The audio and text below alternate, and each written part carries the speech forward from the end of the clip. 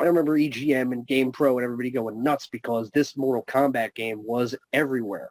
So did you play any or all of these ports? And, I'm sure we have favorites and how they differed, but this was a huge deal at the time. So let's talk about the home ports a little bit. Obviously, we're going to talk about the big one, but let's talk about all of them, including some of those more obscure ones. I mean, like I said, let me just go ports real quick. The ones we played the most were the Genesis version and the SNES version, and we had a more comparison because we had a Genesis version at our house for, I don't know, a couple of weeks that our friend let us borrow. I mean, the graphics were okay. The music was, it was better than the first one, but it was, not as, my bird used to call it Mortal Disco because it sounded like too many rocket beats in there, Like the game has rocket beats, and the Genesis kind of increases it more, so it sounds more like dun, dun, dun, dun, like they're gonna start dancing or some shit. But the voices and stuff were kind of missing because, like, of all the voices, I know it was an arcade game, trying to adapt, but of all the voices, they skipped out to finish him. I believe they skipped out the round one fight and all that shit, or just fight without saying round one or something like that. The only thing I could remember offhand was that Reptile, whenever he kills you, his fatality was taking off his mask, and he, has a reptile face under it. He throws his tongue out, he eats your head, and in the SNES and arcade version, he actually goes, after he eats you. Genesis had no voice sample, just like that. And yeah. I also remember, minor things like that, minor things missing. I believe Melina, her wind pose is basically trotting the sides around and then doing the pose, while the Genesis version just straight to the pose and stuff like that. So when you compare it from here to there, like an SNES version, it was way better, like in terms of the graphics, the faithfulness, the sound. Because you actually play the arcade, the arcade just sounds, it just looks better. What can I, like, it doesn't look different, but just better, better, bigger graphics, more stereo sound or whatever. But the SNES overall did a better job. And that was the thing, that with the whole SNES Genesis Wars back in the day, where the SNES actually looked better, but Genesis got more points because the blood, man, the blood, Now, like, there was no contest. Now it's like, okay, you both got blood, you both got fatalities. Well, guess what? SNES was the better version after all. And what an inversion that was, man. Because that was just the total opposite of what happened with the first game, because, Genesis owners were really, really, they had a lot to puff out their chest about when Mortal Kombat 1 came out. Then Mortal Kombat 2 came out, and everything got flipped over, because it was just it was the complete opposite of what had happened the year before. It was nuts. Yeah. I think I was going to say, since I wasn't around for the Mortal Kombat 1 thing, the Genesis Super Nintendo thing with that game, I played the Super Nintendo version, and I swear I just thought that all the characters were just really dirty, because in my mind I didn't associate it with it being sweat. I thought they were literally getting the dirt knocked out of them somehow. I don't know. It's just, I don't know, a 10-year-old me. Now here's the weird version.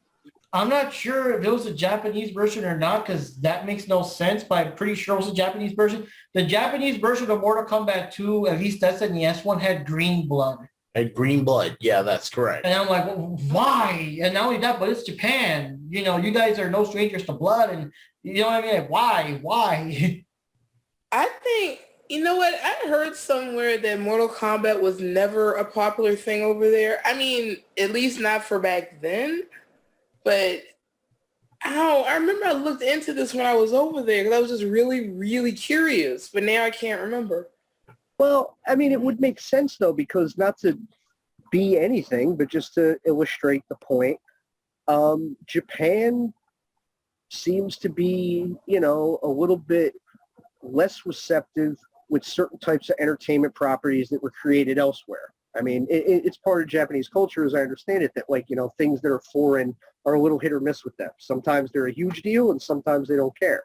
And so it's just like how, the Xbox over there is never going to be as big as the PlayStation, because Sony is Japanese, and Xbox is Microsoft, So it's like they kind of dismiss the Microsoft branding because it's not something that's part of their culture, you know. So certain things, I think the Mortal Kombat maybe being an American thing, first and foremost, maybe had a reason why it didn't take hold as strongly over there as something like Street Fighter, which is a distinctly Japanese product. I mean, you were there. These are things I read, but to me, they make sense. I think also too, just based on back then, I also think maybe the game was a bit too violent too for the for the audience, or maybe that's why they toned it down so much too.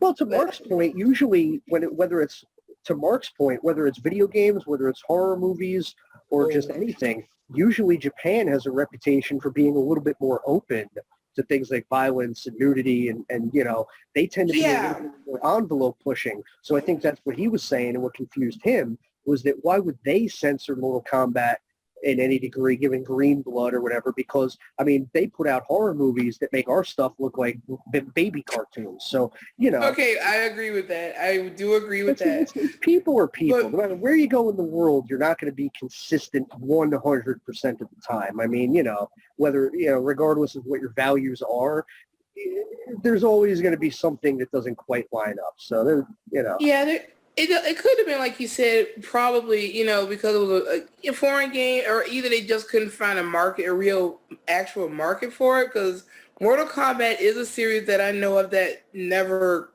was all that popular. I know the older games. I don't know about the later ones, but those older ones I know was never a thing. I even asked my friend Akinori if, I asked him about Mortal Kombat one time. He said, no, I never played it. He said he knew of it, but he never played it for himself. And he said he had a Famicom and a Super Famicom and stuff like that, but yeah, I mean, I've just seen this I want a consistent Saturn. with Japan when it comes to video game stuff. It primarily because other forms of entertainment like movies and things, they seem very open to American stuff. They love American pro wrestling, so forth and so on. When it comes to video games, I've noticed this consistent thing where American products don't get as far over there compared to their own homegrown stuff. It's just a thing I've noticed, whether it's games or consoles. But oh gosh, even Atari didn't do that well. It didn't do as well over there, which is surprising. But yeah, big on different types of games and things like that. I only played the Genesis and SNES versions. I don't like to call it the SNES. But like, did you play? I know you played those. Did you play any other ones, like maybe the Game Gear one or things like that? Because they were all quite different in their own way. Where there was the character roster. Okay, I'm going by memory here because I used to own. Okay, I had a Super Nintendo version, but I also had a Game Gear, and I had the Game Gear version of it. A little bit I remember of it is, okay, one of my favorite themes from not just Super Nintendo, but one of my favorite themes from Mortal Kombat 2 is the armory level. The weapons armory. I always really, really like that song. I like the notes, the music, the composer. I don't know. I just always really like that theme. The Game Gear ruined that for me. I died a little inside every time I played. No, fake drama aside, the only thing I remember I used Melina a lot for that version. But of course, the Game Gear version, it was very, very slow. I think you can only choose, I think you only played through like maybe 2 or 3 levels. I remember the audio was just terrible. But like I said, that goes without saying because, it's I don't have many expectations with a system like that. What I don't remember is the roster. I don't remember who the playable characters were because I have this feeling that not everybody was in it. Cut a couple of them, but I don't remember off the top of my head who they cut either. Panda might know. I mean, at least I'm pretty sure was Melina? No, maybe I don't remember who I use now. I can't remember. I don't know why I want to say I use Melina a lot, but I might be just remembering wrong. Because like I said, my memory of the game is mostly the music and how terrible it was. And how because I am a music person, so that's my main memory there. And Shao Kahn was very easy to fight. I remember how it sounded when it did the fatality, because no matter what the fatality was, it's like the later Mortal Kombat, like Ultimate MK3 or Trilogy, where it was like, where it came across as very lazily done to me. But I give Game Gear a pass because it's the Game Gear. But Panda, do you remember what the roster was for the Game Gear, or do you know? Because, or either if they cut a lot of levels out. No, I don't remember the roster. I do remember looking at GamePro reviews saying that some of the areas were missing. Like, I think they said I want to say that the Pit 2 was missing and something else. I don't know if it was the acid pool or... I don't remember the acid pool at all. I do not remember that. I don't know. Last time I was like 3 or 4 boards anyway, stages anyway. So it just felt that way. It was always recycle. I remember the Game Boy version was pretty much like, don't bother, from what I was reading, because they chopped out like half the content. But I mean, you'd expect that too. It's like, what do you expect on the freaking Game Boy? I just wanted something, I just wanted a game on the go. My mother knew that I liked Mortal Kombat. She got me Mortal Kombat 2. I was happy, and then I played it, but I didn't have anything else. So it's like, oh, we had to take a trip down to my grandmother's old house. That's like an hour away. I said, okay, well, I got something to play. Oh my God, the Game Gear. I forgot about the battery. Johnny, did you play the Genesis one or just the SNES one, or did you have a chance to play them both? Who, me? Oh, Johnny. Well, hey, but I asked Johnny, but Oh, the Genesis version? I think I played it maybe once or twice, but most definitely the SNES version was the one I played the most. Yeah, when I was a kid, everybody I knew with the Genesis had Mortal Kombat 1 on the Genesis. But then when 2 came out, I didn't know hardly anybody who had 2 on the Genesis. They all had for Super Nintendo. So I only got to play. My cousin had a Genesis. My cousin had a Genesis, and she didn't have Mortal Kombat 2, but she did have one. And my mother's cousin, he had a Genesis. He had Mortal Kombat 1. I don't recall them having 2. Now, the Super Nintendo version, to my understanding, was at the time, and again, this predates like the Sega CD port that came out later and the other disc ports that came out later, but as is my understanding, the Super Nintendo version, and this was something that Ed Tobias even said, or at the time, he mentioned how, or John, I'm sorry, I get confused. Ed Boon and John Tobias, when they were talking about the game at the time, they were saying how they thought the SNES version was the most accurate to the arcade. And I think that was probably most people's consensus because the colors were more accurate. They had the voice samples that were missing from the Genesis version.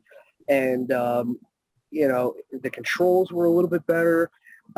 It just seemed to be almost unanimous that for everything that was wrong with Mortal Kombat 1 on the Super Nintendo, they did a full rebound with Mortal Kombat 2 and made the most accurate port that was available at that time. I have a question now. I'm checking here a screenshot of the Game Gear Select screen. And those are the only guys in the game. So that means that there's no Baraka, there's no Kung Lao. Melina. Yep, I did. Okay, so yeah, I'm not misremembering that. I used Melina a lot because throwing her side were one of the easiest things to do, and the game was like slower than a turtle stuck in molasses. It was trapped in glue. So yeah, it was. She was one of the better characters to use for that game, and I used to like her little throw too. So that was fun to do. But the game overall sucked. But I had no expectations. It's like going to see Dragon Ball Evolution. When your expectation is like a -9,000 times 9,000, you're not going to be disappointed by a movie. Yeah, But then, you know what? I'm going to refuse you immediately, though, because we still have to talk about, speaking of movies, I mean, it's part of why we're here. I'm going to completely blow what you said out of the water, because the movie we're about to talk about is a movie where I had expectations that were not big to begin with. Yeah. And, oh, man. See, but Ricky. Let me just hold on just a moment, because I got something that's kind of leading to what you've been wanting to say earlier. I'm just saying. Oh, man. Because I know you have some secrets, William, that you want to talk about, but let me just kind of lead into that. So real quick, the gameplay itself was way more straightforward this time around, because as opposed to the first game, it only had 7 characters. You had to do stuff like endurance matches and mirror matches to kind of, pad the game out a bit, This game had a bigger roster. I believe you fight everyone, and you fight the boss Kintaro, which is like the tiger version of Goro. And one of the things was the Shang Tsung. One of his fatalities is, you could do fatalities with Shang Tsung, but if you were fast enough to do the motions, you could transform into someone else and do their fatalities. Like if you were fast enough, you could turn into Sub-Zero, do Sub-Zero's fatality. Or if you were Sub-Zero at the moment, because I forgot how long his things last, like 10 seconds or some shit. But if you were still Sub-Zero and you kill the guy, you could do his fatality before you morph back into Shang Tsung. But the thing is, he had a hidden fatality where he actually morphs into Kintaro, despite the fact that you could not select him in the game, and basically punched the guy in half and pose, which again was kind of cool because Kintaro himself didn't have a fatality, But the thing is, that opened up to rumors and secrets and junk. And people were saying for the longest time, at least back then, that they swear there was some way, if you knew the code or something, there was some way for Shang Tsung to transform into Kano and Sonya, either in the game or as a fatality. Like, of course, that never came to be, but that was like the biggest rumor. He could transform into Sonya or Kano and stuff. And I think you got some secrets for us that you wanted to talk since the beginning of the show, William? Yeah, actually, speaking of a couple of rumors and weird bits that went on with this game, mainly on the arcade machine, it was 2 things. One of these actually ended up creating a character that happens later in the lore. And another one is connected to a certain wrestling federation that we used to talk about. So during the boot up screen of Mortal Kombat 2 in the arcades, there is, again, a list of characters who've been played the most, played the least, things of that nature. And then there is an area that says Ermac scene. Now, Ermacs are actually errors and macros that if the game crashes, it logs them in. People actually thought Ermac was a character in the game, and they even teased it in the later Mortal Kombat game boxes when they revised them and put a code in that said Ermac lives. And you had everybody and their grandma trying to figure out who or what Ermac was, given he was just a joke. He didn't even show up until Mortal Kombat 3. So that's one. And number 2, there was another thing on this BIOS list that it was on the very bottom of the list in the arcade that said Shawn Kicks. Now, Shawn was spelled S-H-A-W-N. Now, of course, we all know there's no character named Shawn in the game. Now, somebody did a little bit of digging and also found like a WWF logo found within the bit mappings within the code. So this Shawn that they're referring to would have actually been Shawn Michaels, who they were planning on adding into the game.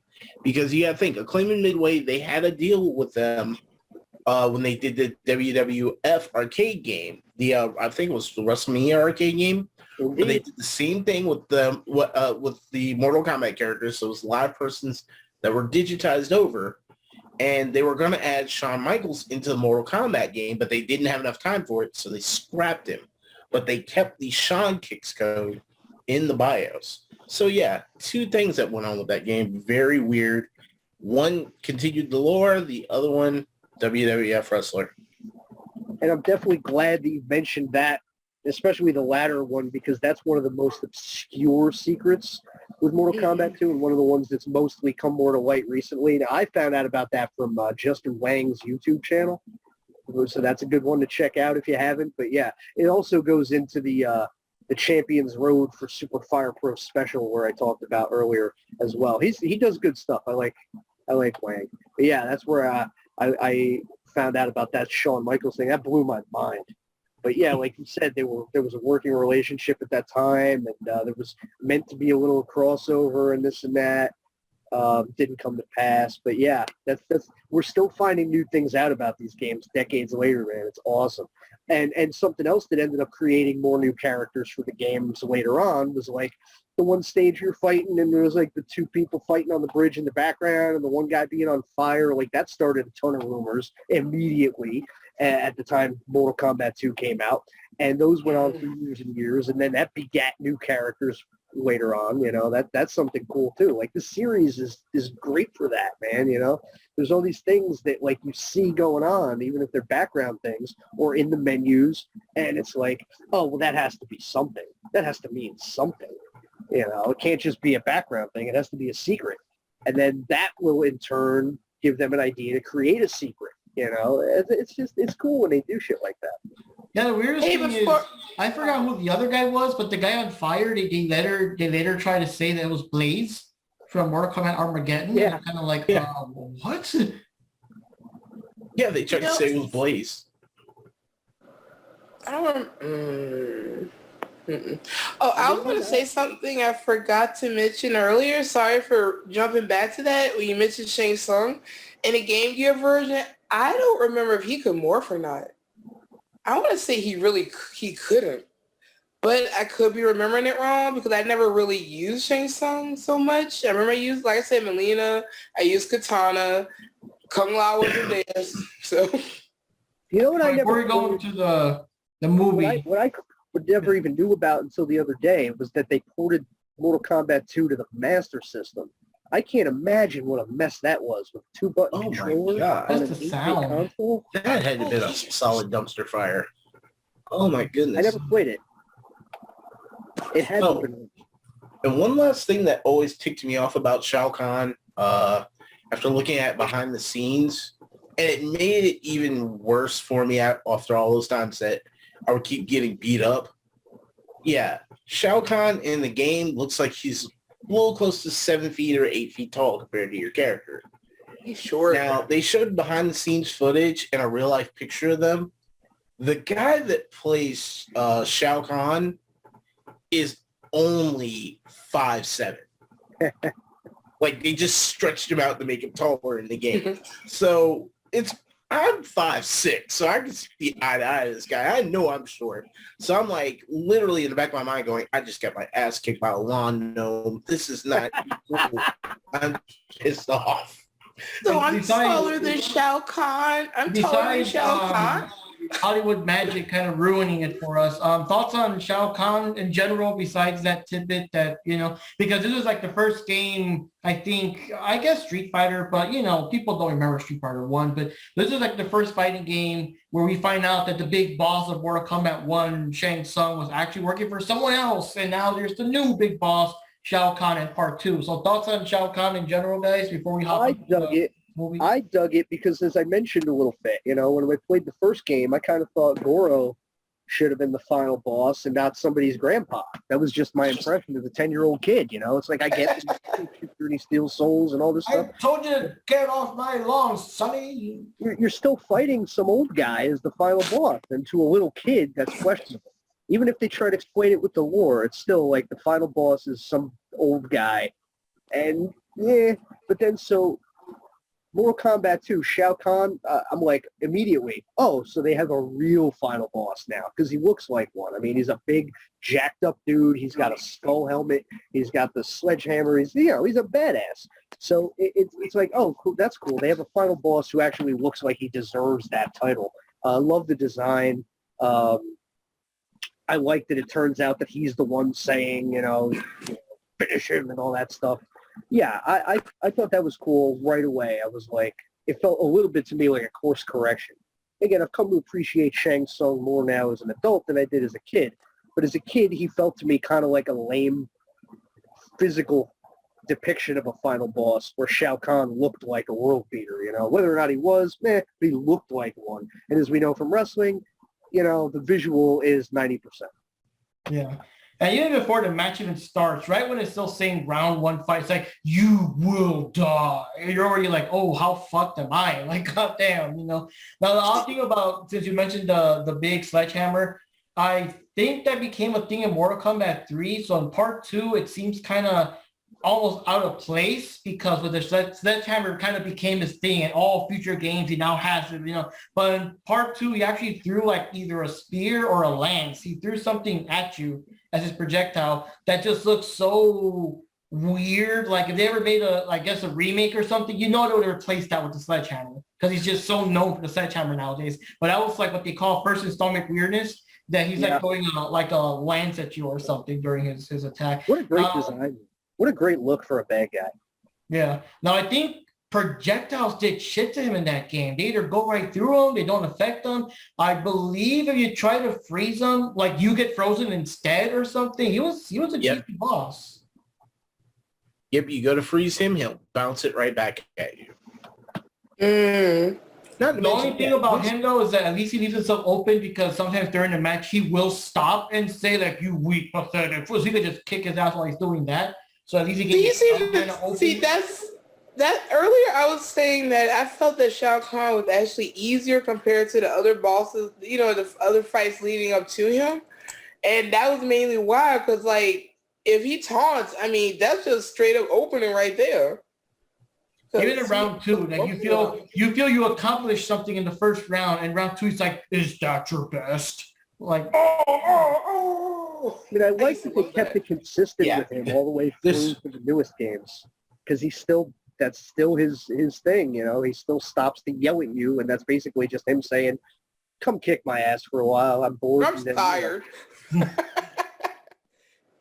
You and now fear the that first round when you get, it's like, oh, you thought you beat me? Oh, that's cute. Come here. That's pretty much what goes on there. Well, I will say this much about Shao Kahn. Like I said, I thought it was a little easier for in the Super Nintendo version compared, you know, how he could have been. But like I said, if maybe I was just lucky because he taunted so doggone much and I just lucked out. But also we were saying this too, maybe depending on the character you're fighting against him with, maybe the AI was programmed differently based on who you chose to fight him with, which would determine the difficulty for it. And also in the Game Gear version, okay, Shao Kahn seemed more like you were fighting the statue at the end of the game. No, seriously. Okay, you know, like you have your the what do you call it? The little tier things, you know, with the ladder. Yes, the ladder. And it goes up, but because the Game Gear graphics are so sucky at the top, I was like, hey, why am I fighting a statue? Oh, he's Shao Kahn. Okay. And it was funny because it was like, you know, I let my cousins play. Hey, you know you're fighting a statue? No, that's Shao Kahn. And one thing I have also learned from this conversation, I am apparently taller than the actor that portrays Shao Kahn. Well, what were some of your first impressions of this new boss character? I mean, I wasn't too big on Kintaro. I like Goro better, but I was all in on Shao Kahn from the beginning. Him I like.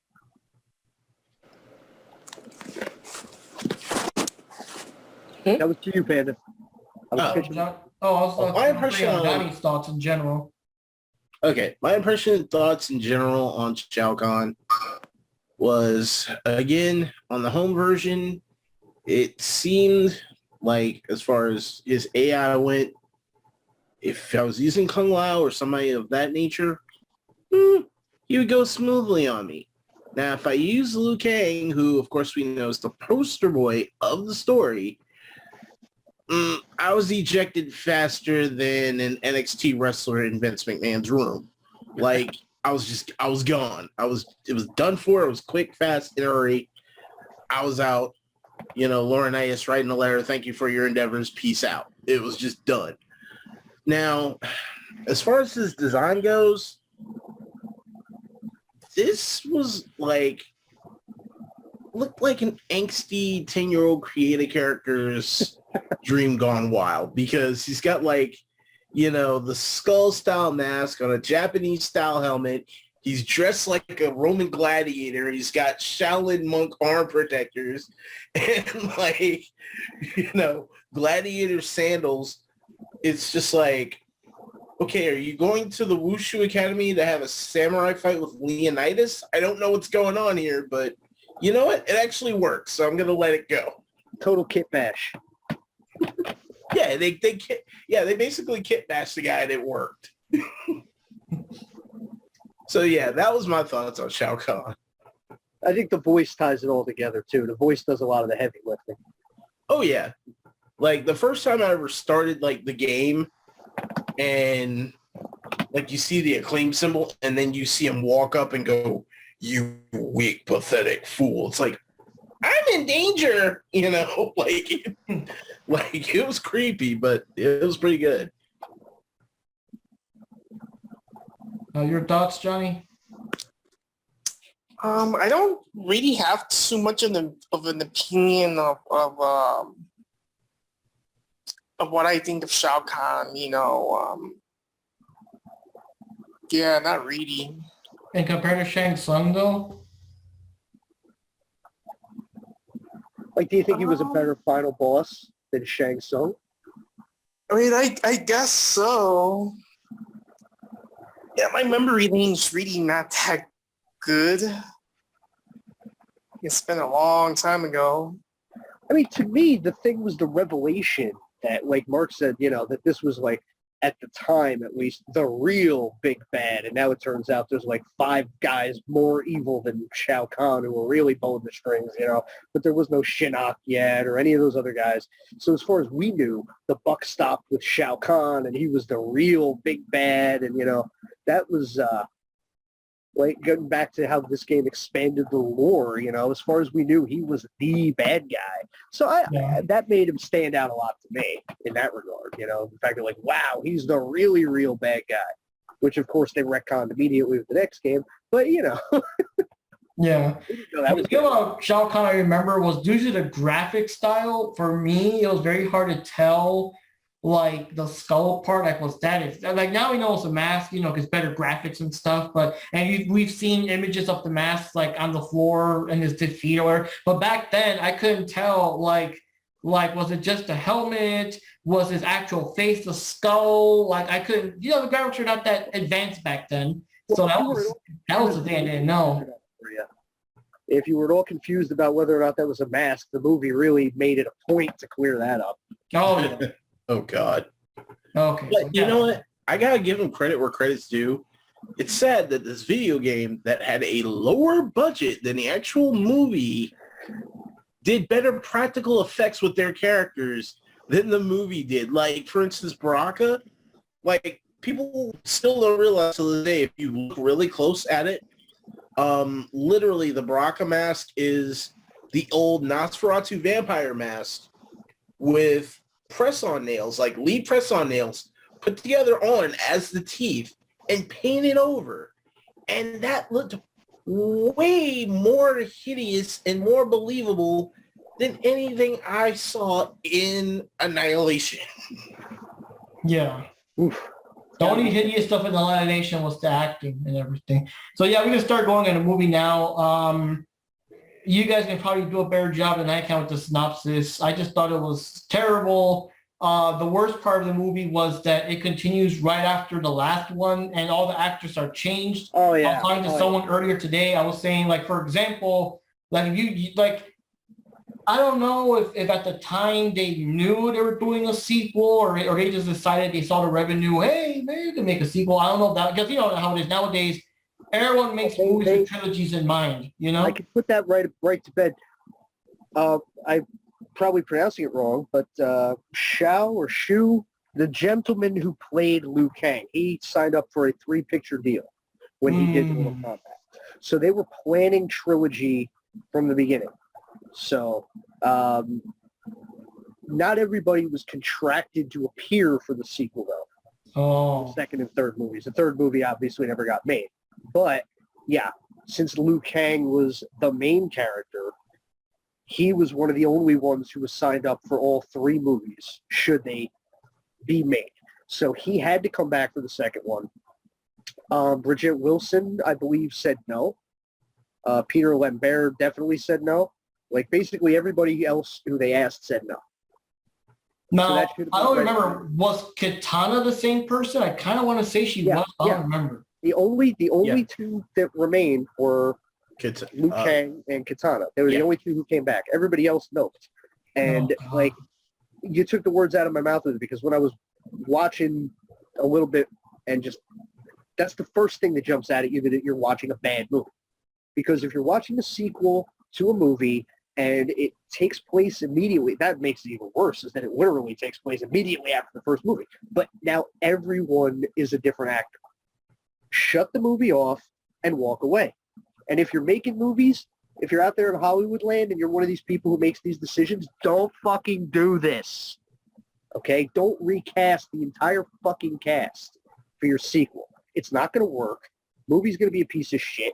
People are going to know it's a piece of shit when they sit down to watch it, because they're going to realize, oh, well, the entire cast of the first movie decided they had better shit to do than this. So I'm pretty sure I'm going to be watching a fucking bad movie. So you've already given the game away. Doesn't work. Don't do it. If you have to replace the entire cast, just shit can the fucking movie and start over. It's not even worth the attempt. Yeah, one thing I was telling a friend earlier today. Yeah. One thing I was saying a friend earlier today was that, like, for example, when they did Back to the Future 2 and 3, I don't know what part 1, I guess part 1 was kind of a gamble. They didn't know it was going to be a big success. But part 2 and 3, though, they filmed those at the same time. They just released them separate. So at least when that movie did the next one starts up after, like, it was all the same actors and, within the same age. It wasn't filmed, 5 years later. It was all filmed together. But Mortal Kombat, it really, like, it's bad enough they're recasted. They don't even fucking attempt to try to look like the previous actors. Like, I would, like, if you do a VCR thing, record them back to back, you cut out the credits in between and just do it back. It just looks jarring. Like, where the fuck I don't know the name of the new Sonya Blade. Couldn't she style her hair like the old one so one, like, stand out? Sandra Hess was the new Sonya. And I do got to say, because that was one of my notes on my cheat sheet, was that new Sonya pretty hot. But I mean, she wasn't Bridget Wilson, and totally different haircut, as I'm sure you were about to mention. Like, wasn't even wearing the same outfit. Different clothes, different body type. It's like, it just didn't work. And then only guy that looked close to his counter character was the dude that played Johnny Cage for all of the 3 minutes he was on there before he got his neck broke. And here's the thing. Okay, that opens up an immediate plot hole. The movie just started and already it shits the bed, because Raiden offers himself to Shao Kahn, and the whole thing could be over. And then Shao Kahn just decides, no, I'm just gonna break Johnny Cage's neck for no good reason.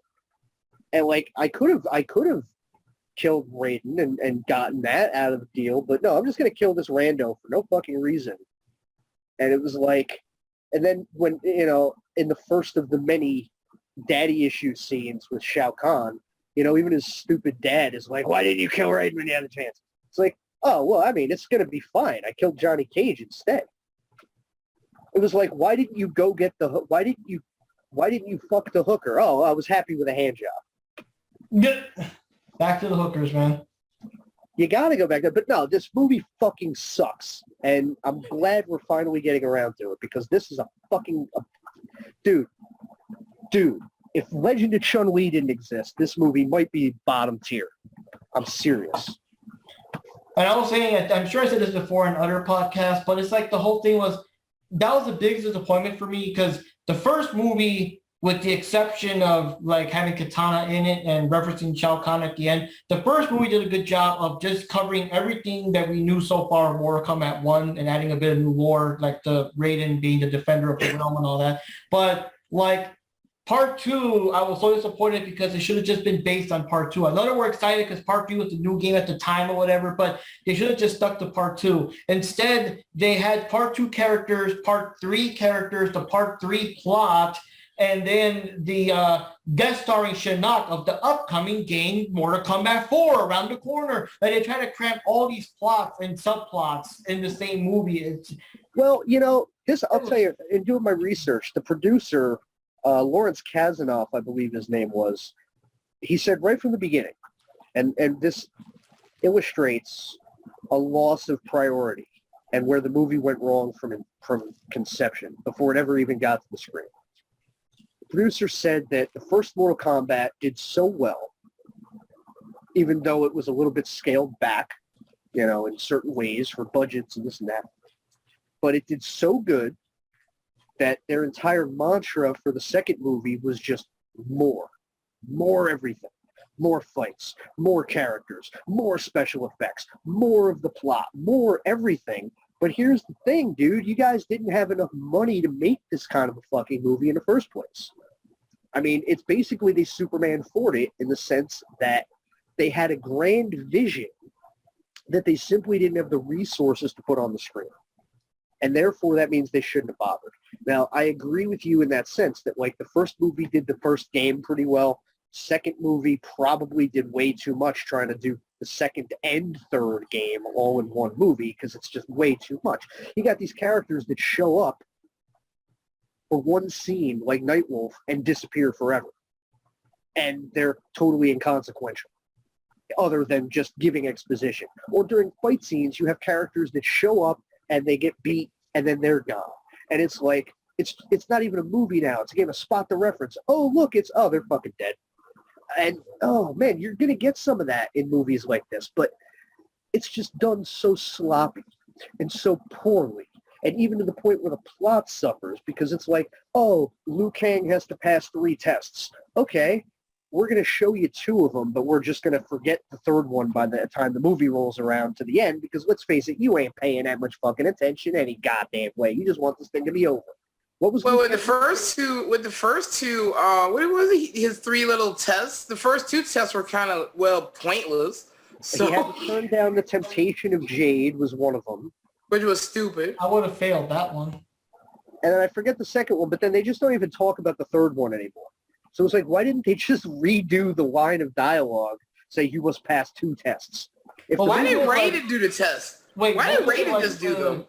It was master the animality, right? Like find your inner animality. Yeah. Resist the temptation of Jade, which I'm sure all of us here, including Wendy, would have failed that test. Remember, Wendy, every woman gets one. Every woman gets that one woman that they'll go gay for. No thanks. Nightwolf goes, he's like the prophecy, the legend, and da-da-da. And then at the end of the movie, Jade's like, the legend was a lie.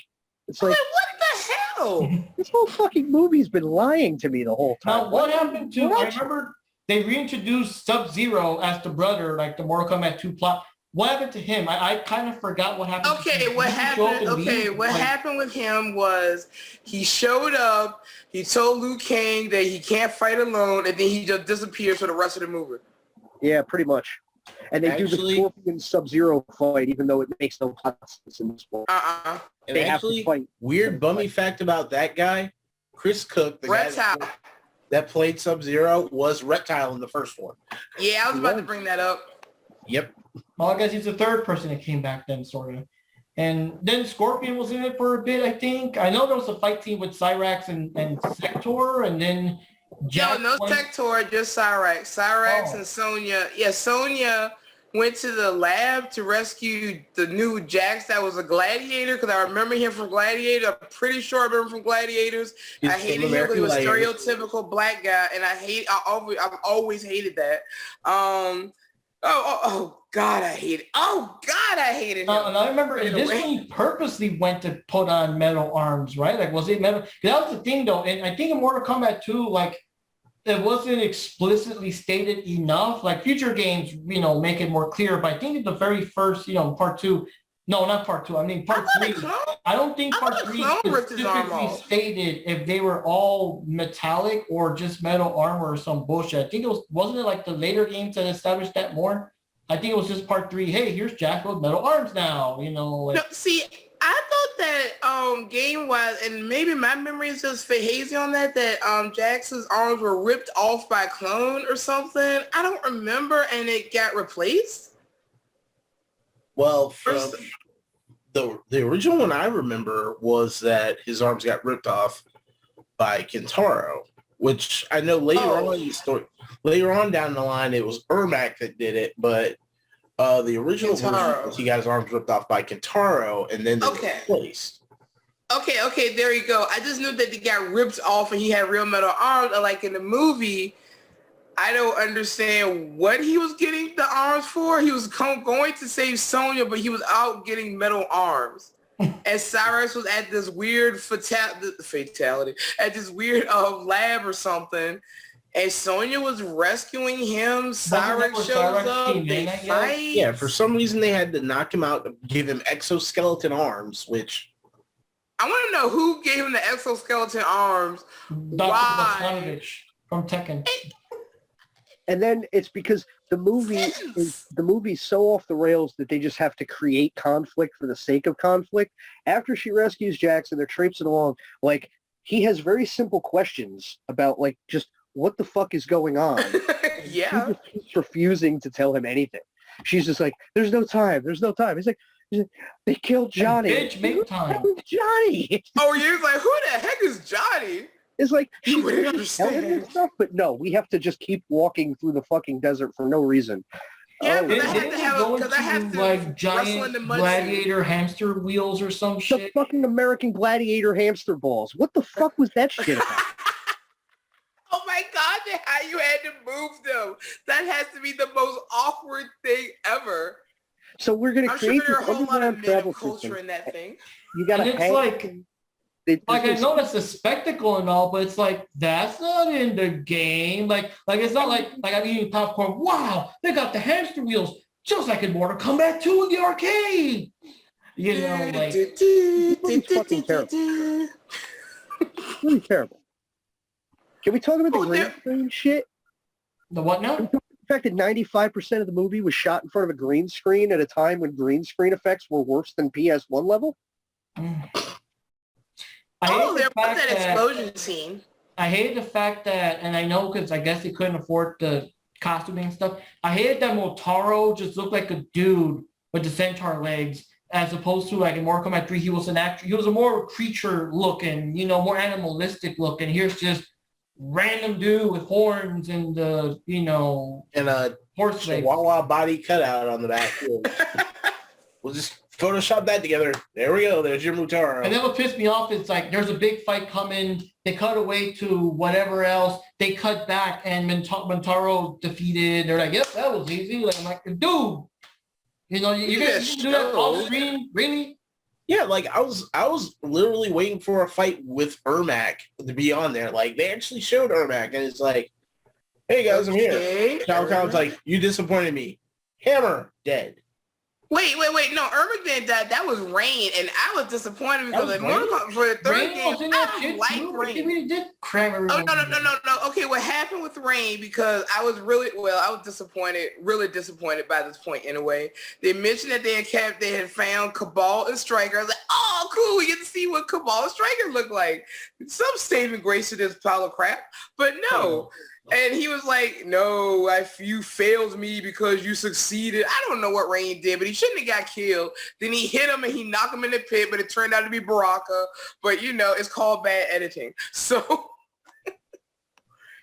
Oh, yeah, Baraka was also in it. Dude, how many people were in this shit? Like, Okay. Let me see if I think of some people offhand.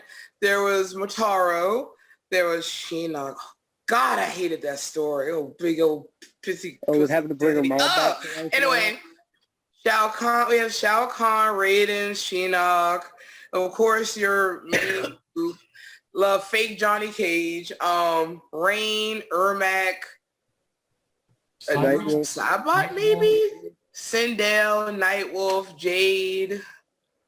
They mentioned Kabbalah Striker, but they didn't show them.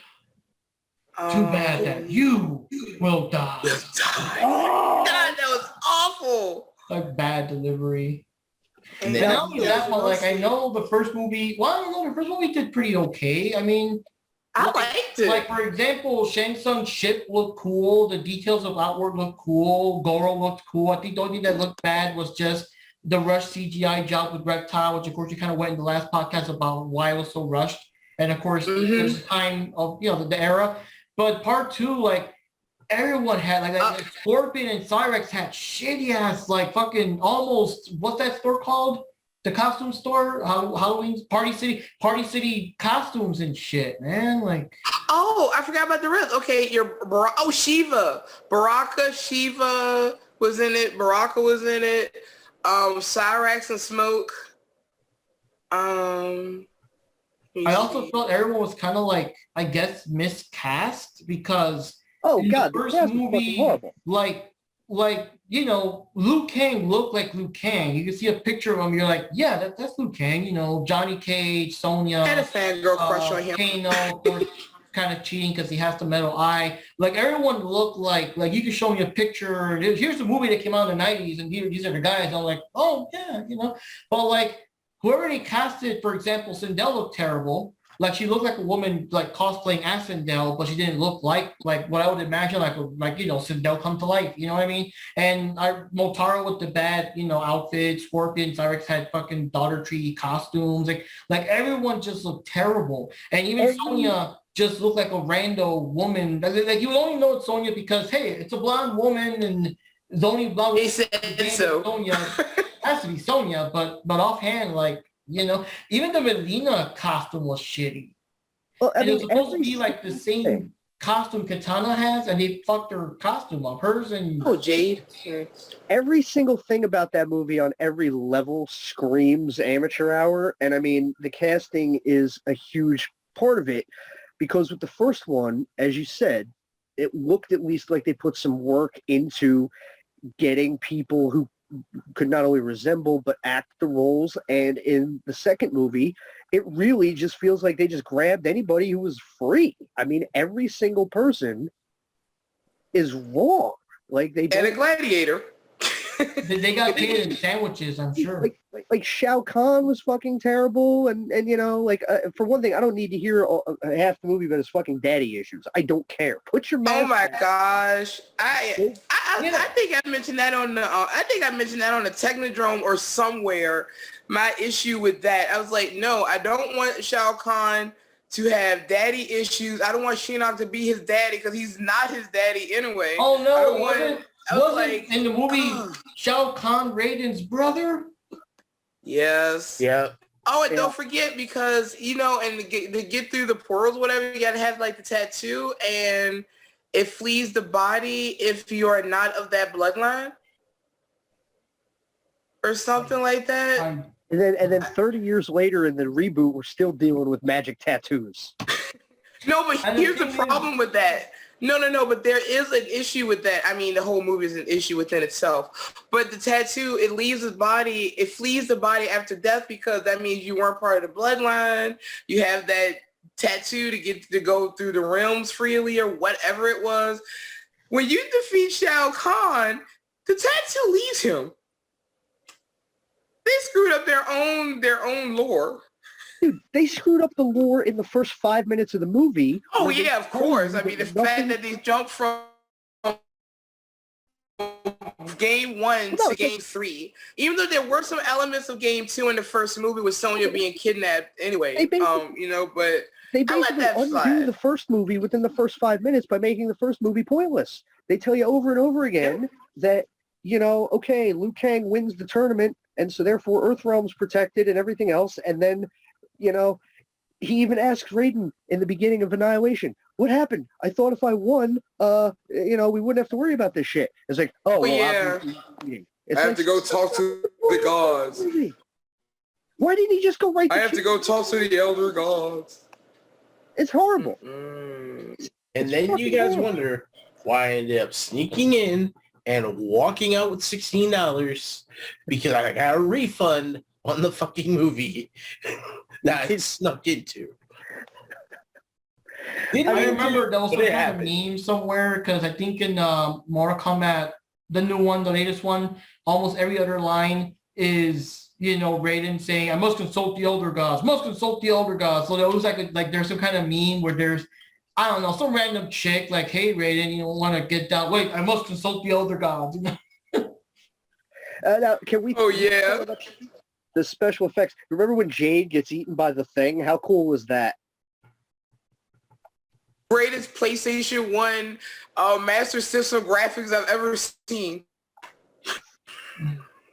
That shit made Xeno look like fucking Dawn of Justice. And what's worse is that not only did, well, I mean, okay, so Liu Kang's case, he transformed into the dragon, which is kind of sort of a reference to like his fatality, which is kind of interesting though too, because in I think Mortal Kombat 2, wasn't one fatality like the arcade machine falls on you or some shit, but the second one like into a dragon. Into a dragon and bites you. That was like his first like actual fatal fatality. So that's a reference. But then like the fucking hell did Shao Kahn transform into? Like what was that thing? Like a Hydra thing or a Chimera? Track Climb. Track Climb for Mario Brothers 2. I don't know. I was like scratching my head at that point. I will say this. And I couldn't drive. I had to stay for the whole movie. I was too young for that. The same producer, Lawrence Kasanoff, after the dust settled and the movie failed, he admitted it was, an overambitious project, but he also said he offered in the movie's defense that the movie was released unfinished. So the special effects that we got were not the final effects. They weren't even close to done, which is believable. Very, very believable. And so he sort of apologized for that, which is nice, but at the same time, he almost made it sound like the effects being unfinished was the movie's ultimate problem, which no, it's not. The effects definitely could have been better. You still would have had a shitty plot and all these characters. You would have had the same scenes missing, because I'm aware that some scenes were cut out because they felt the movie was too long, and whenever you do that, you screw shit up. It still would have had the same shitty costumes, the same horrible acting, the same god-awful fucking acting. I mean, it's just like the movie makes fun of itself. And it's a shame because the first one is a good movie. It's not a classic. It's not a masterpiece, but it's a good enough movie. Yeah. Is like fucking Rocky Horror Picture Show level, where it's like it's got value if you want to just make fun of it, but it's not. And here's my problem with shit like that, just to go on a little mini rant, because people always ask me, like, what's your problem with schlock? You're so uptight, right? You don't, this is what they say to me, because I admit, I take things very seriously. It's not that I don't have a sense of humor, but here's what it is. People ask me why I'm not more forgiving of bad movies like this or things that are just, well, just shut your brain off and laugh at it. I have an artistic side personality. I draw, I write, I do things in my own time. And in my younger days, I would try to, on a whim or whatever, do like a purposely bad fan fiction or, come up with like some, what I discovered was that it takes just as much energy a lot of time to do something bad as something good. And you can take that same energy and just do something good on purpose. To do something like Annihilation, you have to try almost to make it that bad. You have to decide that you don't give a shit if your actors resemble the characters they play. You don't care if these actors even know how to act their lines properly. You're just going to turn on the camera and let them do whatever the fuck they want because you don't care. You don't fucking care. And not caring is a choice.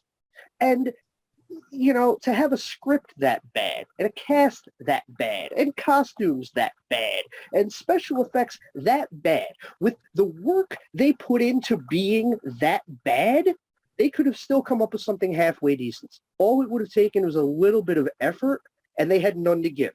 They legitimately thought that because the movie was called Mortal Kombat, that it would make money. He almost said as much during the pre-hype when he said, the first movie did so great, we're just going more with everything. This jackass really thought that just putting in 3 times as many characters and, all the little Easter eggs, like, oh, we have animalities and good enough. No, man. Write a fucking script. Get actors who know how to act. And if they resemble who they're supposed to be, that's also very nice. I appreciate that shit. But that's why I'm so uptight about this kind of stuff. Because for the same effort it takes to make something bad, you could just make something good. So just make something good. That's all I'm asking. Prioritize your resources correctly and give half of a shit. And it's not hard. Any thoughts on the infamous Sonya Blade versus the I was thinking about mud wrestling match? Well, I mentioned that earlier. I was starting to say Mortal Kombat was still considered a kid's property. The kids are probably dragging their parents. Was that something for daddy to enjoy?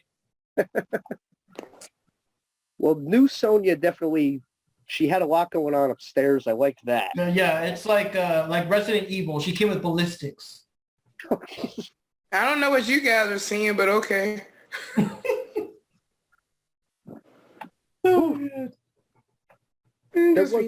But I mean, you were talking about, the difference between part 1 and part 2.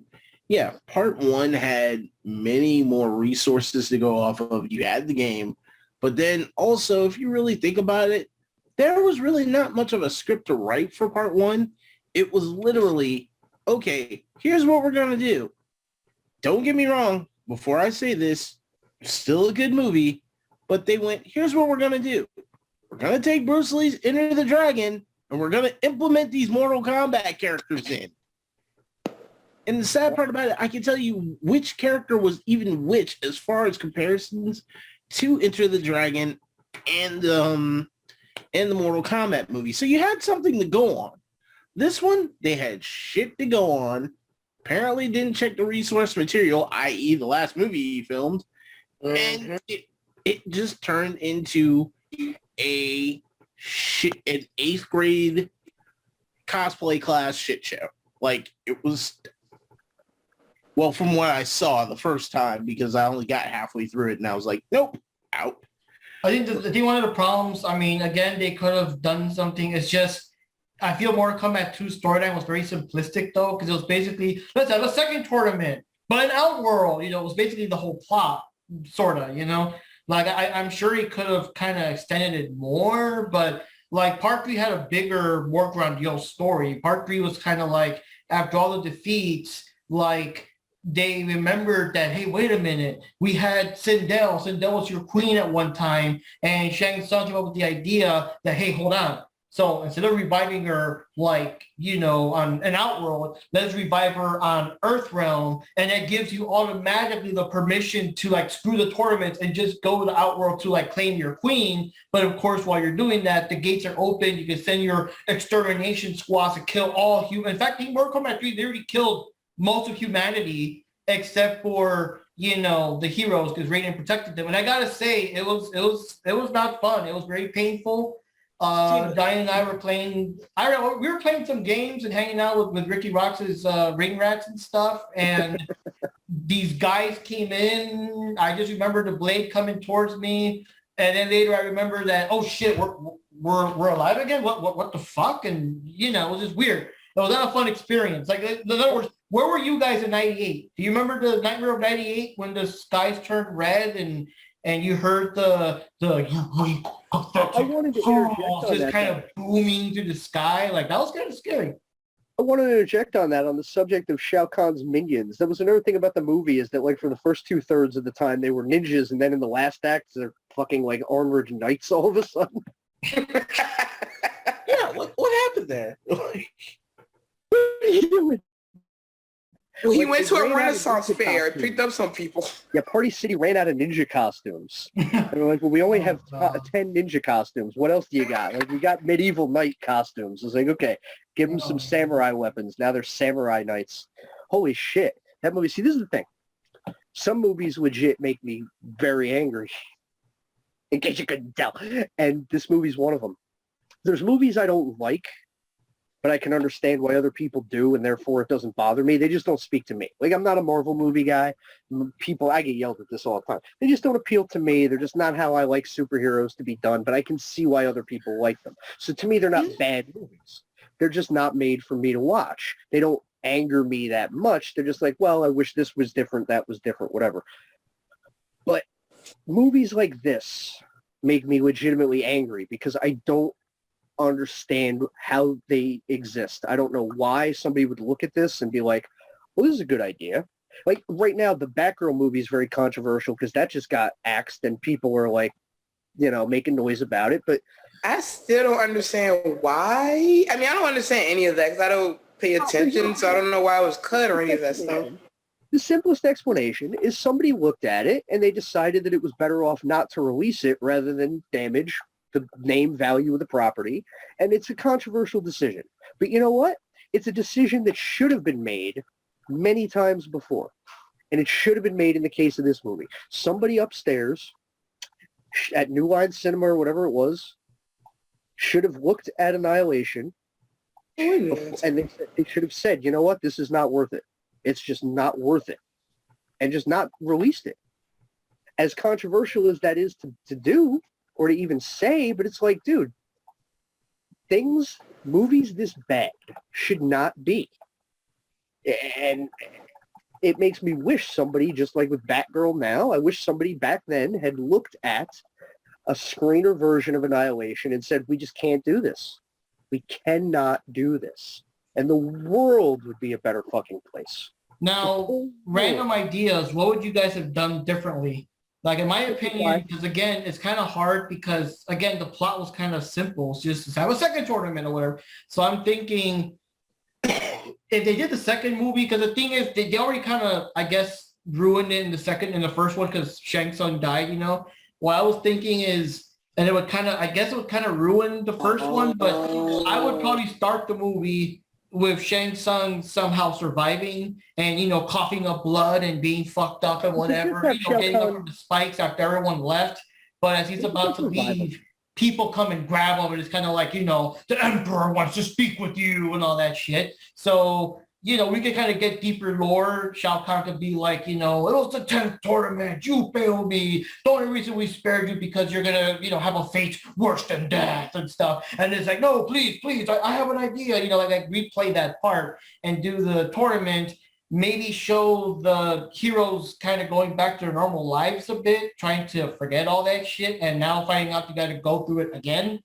Sort of, maybe not a tournament, but maybe Raiden gets captured, just something so they wouldn't repeat the same plot. But I think something like that, and of course keep out all the fucking MK3 people out of it. Maybe they could work the subplot of we'll make Melina, you know, like a clone of Katana, and you'll kill her and take her spot because Katana was a traitor and she kind of cost us the last tournament. She was helping Liu Kang, like something like that. I kind of sort of would have worked out. Maybe, and just keep it straight to Mortal Kombat 2. And the fucking Annihilation. Fuck, just call it Mortal Kombat 2. Like, you know, Ricky said in the game. So in the movie, call it Part 2. It didn't need some fancy subtitle, just, you know. I mean, that's kind of how I would have played it. I liked the basic concept of picking up immediately from the first movie and jumping right in. I thought that was neat. I really liked that. Mm-hmm. But I thought the story they tried to tell and the characters they used, I thought was just too much. Now, your ideas aren't bad necessarily. I wouldn't necessarily need to see some of those things, like going back to real life after this. I would have liked to see the story continue just focused on these events specifically. But maybe, you know, focus more on the lore. Maybe you could have like flashbacks to previous Mortal Kombats, because you do have to pad out the story in the runtime a little bit. Show why Shao Kahn's such a badass, because we don't see that in this movie. He's a fucking crybaby. He goes around with no mask on, whining about his daddy's expectations for the whole fucking movie. He's Why barely. don't you love me, Father? Oh. I would have kept some of the basic ideas the same and just done them better. You don't need all the stuff from Part 3, maybe some of it, a couple of the characters, because the reason they did that was 3 was the newest game, and they wanted to have synergy. I totally understand that, but they did too much of it.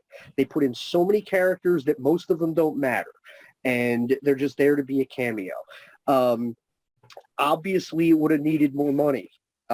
They didn't have enough money to spend on what they tried to do. So if they couldn't get a bigger budget, you definitely needed to pare it down and try not to do so much. Yes, the plot would have kind of been a rehash of the first movies in a sense, but like I said, I think there's ways you can get around that by doing maybe flashbacks and various things. It doesn't necessarily have to be a completely different movie. I just think that the Part 3 stuff should have been saved mostly for the third movie. I think the second movie maybe could have been a little more story-based, expanding the lore and raising the stakes. You know, that's the thing, a big problem with this movie too, is that for as high as the stakes supposedly are, like, oh, most of the world's already been destroyed, most people are already dead. It's like watching a fucking Marvel movie because, oh, they tell you that, but you don't see that. There's not one dead body. There's not one, lake of fire. It's like, that's my problem with Marvel movies, is that they tell you bad shit's happening, but they're afraid to show you bad shit happening because it's going to make little Johnny and his mommy upset. So, but Annihilation's even worse than anything with that because it's literally hell on earth time, but all you get is this background CGI green screen of fire, and that's supposed to be the end of the world. It's like, no, that's very unconvincing, movie. So yeah, what I would have done is basically just kept it simple on every level. And I definitely would have tried to get most of the cast back. I mean, I would have done whatever it took. And if I couldn't get them back, I wouldn't make the movie. But yeah, I would have fought tooth and nail to get the same cast or most of them. I would have made sure I had enough money to execute on my ideas, and I would have really pared down that story to something manageable. And I think if you did those things, it was something that could have turned into something. That's what I would have done. Now, two things I want to add to that. One thing is, now, canonically, somewhere between Mortal Kombat 2 and 3 in the games, Johnny Cage did die. But I'm thinking, like, for the movie, though, make him die, like, at the end. Make it be, like, a big resolve moment where Liu Kang and maybe Kung Lao are bloody messes and they could barely move and all that bullshit. And then they grab, Shao Kahn grabs Johnny Cage and kills him, and that's what, gets Liu Kang to get up and get fired up and defeat him and, that kind of shit. But make them, be there throughout the whole movie and not just a cliff note in the beginning. But another thing I want to do, like, to kind of hint at Mortal Kombat 3, but without showing it, like you said, say it for the next movie, bring in Sub-Zero's brother and have him explain that he'll help them, in the fight or something. But because he's trying to leave for Lin Kuei, because they're interested in some new program that I don't agree with, but just leave it like that. Don't mention what it is. So when you go to part 3, then you'll see is that cyborg program they were working on. At least that gives little hints, and the game guys in the crowd are he's talking about the but don't put the plot in the movie, save that for part 3, but that would be interesting, Like, I'm at a loss for what the plot of the third movie even would have been by that point, because they did everything in the second movie. Yeah, I know. I don't know. I guess adapt the plot for part 4, whatever part. I don't know what part 4's plot really was. I just know that Shao Kahn was replaced by, I guess, Shinnok was the bad. Quan Chi, who was the boss of part 4? Quan Chi was the bad guy in the fourth one. But the thing is, I think in Mortal Kombat, like, the way they played, I'm pretty sure Shao Kahn is still, like, the biggest, most baddest of them all. It's just that whenever he's dead or missing, Quan Chi or Shinnok try to step up in their place. You know how it is, the whole evil, there's a vacuum. Whenever big bad guys die, someone else has to take the spot or whatever. But I think in general, if all the bad guys were alive at the same time, I think Shao Kahn would still be the most powerful of them all. It's just he's always either dead, gone, missing, or whatever, and then Quan Chi's the boss, or Shinnok's the boss, or wasn't there a dragon guy called Onaga was also like the boss? One of the things I loved most about the reboot game is that I thought, like, because if you played that, they kind of actually do what the movies did, is essentially they tell the first 3 game story in one thing. But they do it in such a way that's so much easier to understand than the way that Annihilation did it. It shows that there's a way where you can kind of condense these multiple games stories into one streamlined story that makes sense, but that the movie didn't do it at all. The games managed to do it with the reboot, but the movie completely screwed the pooch on it. Yeah, because Reboot took advantage. Like, it took cues from the movie. Like, they recreated them going on the, rickety boat to Shao Kahn's island, Shang Tsung's island. Back in the old games, there was nothing established between Johnny and Sonya. But here you got Johnny hitting on Sonya and shit. And Kano's got the Australian accent because that's stuck and everything. So yeah, they took some of the lore. The movies kind of helped flesh it out. And like you said, it made it easier because, the older games, there weren't cinematic cutscenes and stuff like that. So this helped kind of reboot the series, re-explain it, make it easier for the people that didn't grow up during that era and all that. So what would the rest of us have done? I went, you went. What were some ideas? I'm sure we all have some ideas about how we would have tried to fix that horrible second movie. So let's keep on with that, because I'm sure we all have our 2 cents on that topic. Yeah. Hey, yeah, Johnny, if you were the director, how would you have made the movie? I don't really remember too much about the movie, but the Good for you. only, I was going to say, fortunately, I don't remember the movie that much. The only thing I remember is that I guess they had this big rush job because I guess the movie was released when Mortal Kombat 3 was in the market, and I guess they still wanted to put the Mortal Kombat 2 characters in there or some shit like that. So it's kind of like, oh shit, we're super behind. We couldn't release the movie during Mortal Kombat 2, so we're gonna do a rush job to try to squeeze in all the Mortal Kombat 3 characters and Part 2 characters all in one movie with shitty looking actors that don't look nothing like the characters from the game and definitely don't match the actors from the first movie. I mean, if they're going to replace with other actors, at least try to do an effort to make them look as closely as possible to the characters they're supposed to portray. But yeah, from what I remember, the movie is just like, it's just too much going on. You have all these Mortal Kombat characters from Part 2 and Part 3, and they don't even look like them. But that's what I'm saying. If you were in charge, Johnny, let's say you're the director, you got Tony Khan's pocketbook there. What would you have done? Okay, so respectively, I would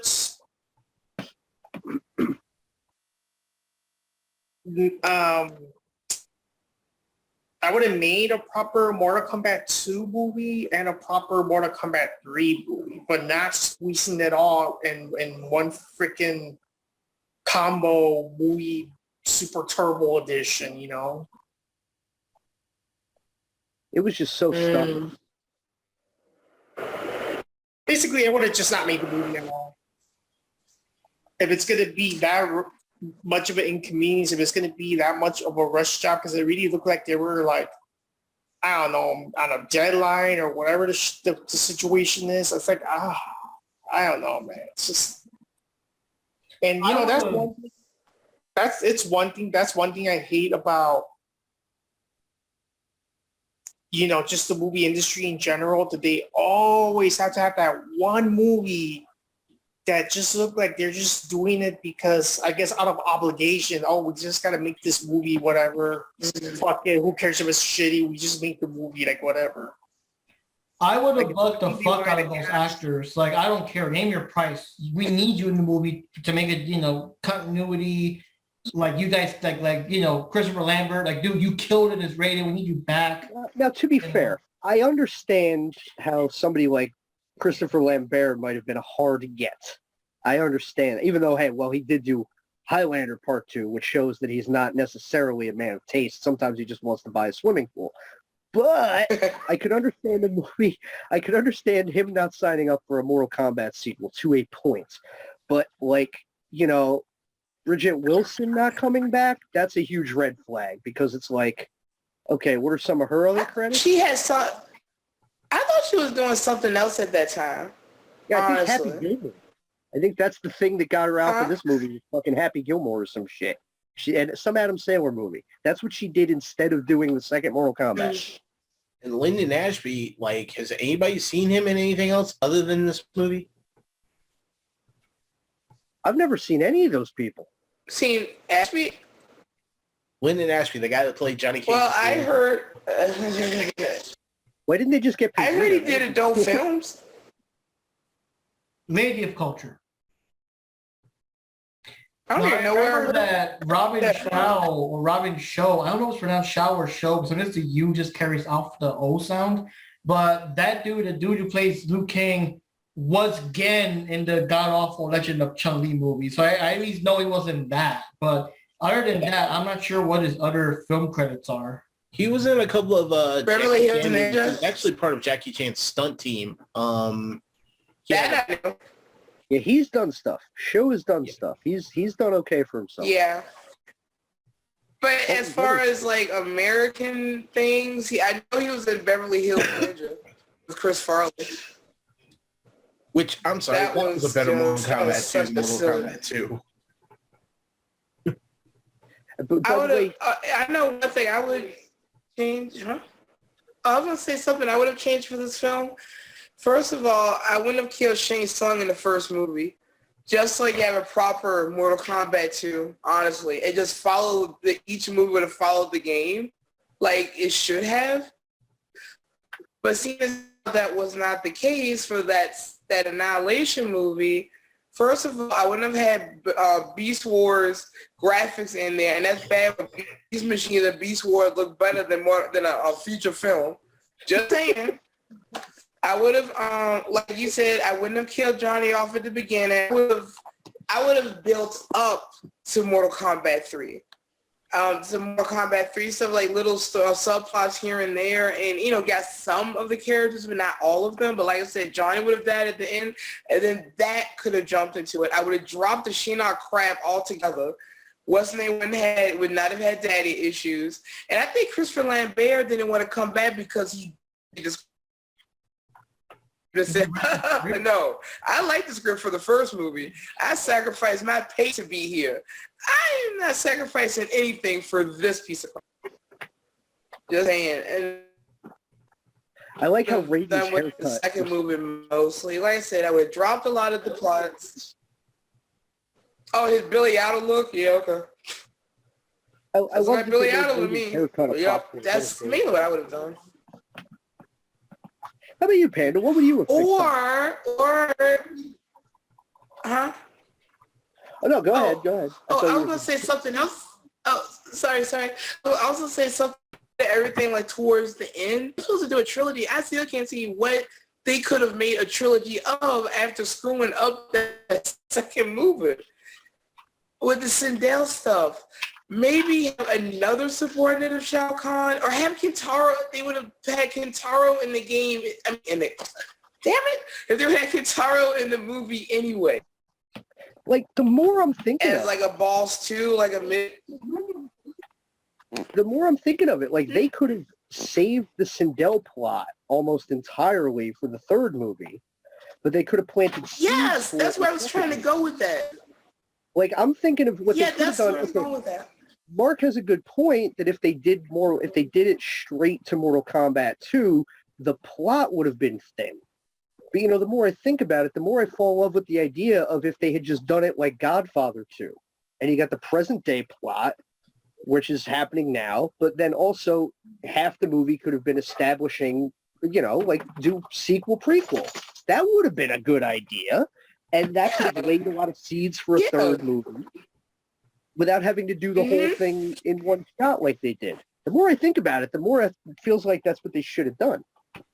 I'm thinking what happened is they were going to do the trilogy, but once they found out that they couldn't get the original actors and I don't know, I kind of feel like it was like they're not coming back and we don't know what to do and we got this obligations. You know what? Fuck it. Throw the whole fucking shit in there and just, we got to get a return investment on all this shit we already spent money on, because I don't really see how they could have done a third movie. I feel that if they got the original actors back and everything and there was more guarantee, they would have probably cut something so that saved something for the sequel, because I mean, at least for the original Mortal Kombat, even after the show came out, was the boss. Yeah, sorry? They still had every intention of doing a third movie until they saw the box office for it. That's the whole thing. Because the original Mortal Kombat trilogy, 1, 2, and 3, the whole plot was about Shao Kahn. Everything else, like part 4 and whatever, is kind of like, I guess, like something new, a new beginning, because Shao Kahn was defeated, so if they wanted to stay with that plot, like they fucked themselves over. I got no idea how they would have made a third movie, unless it was like a real bad straight to video movie or some shit. Like they exhausted all their characters at the time, When they saw how bad the returns were, that's when they scrapped plans for the third one. They were still hoping to do it, but it would have been definitely better, I think, to just save all the part 3 stuff for the third movie, but maybe plant seeds for it. But yeah, it's just they blew their wad on the second one. If they had tried to adapt the plot of part 4 for the third movie, that would have just opened them up to the same problem. Because Yeah, now it would have been jarring. there's would new have been like bad the guy ninja. characters and all that shit to establish, and more backstory and plot. So that wouldn't have worked either. I'm pretty sure that was their plan, though. It's like, oh, we'll do 2 and 3 for the second movie, and then we'll do 4 for the third movie. But that just wouldn't have worked.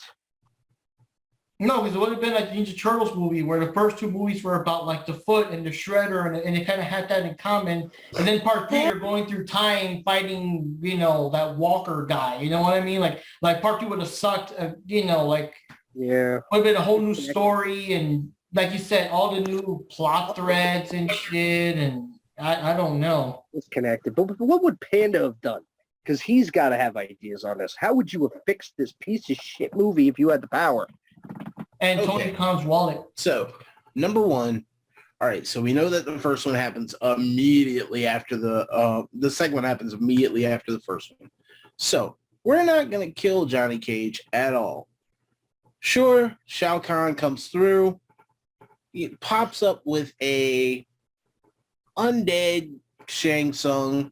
He's like, nah, that guy you were fighting wasn't me. Let's say it was, I don't know, the manifestation of the soul of your brother. You saw how you did with the reptile ordeal.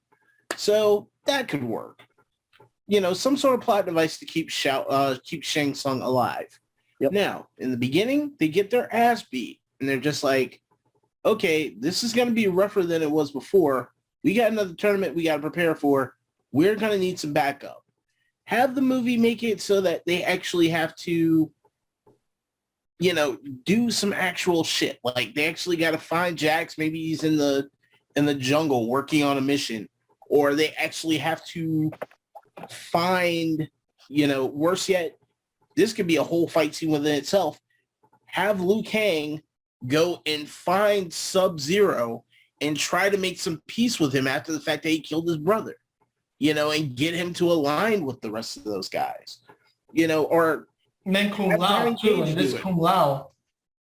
Have Johnny Cage, have Johnny Cage try to catch Kung Lao. That'd be like a good kind of comedy buddy troupe, considering they're both kind of comedic reliefs to the characters.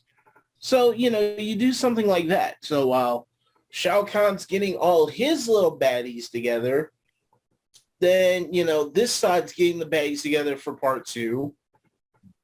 Then they could just literally have it out. And then by the end of that movie, you have like maybe do like a Marvel credit style scene where a couple of months later you see Johnny Cage just like working at his dojo.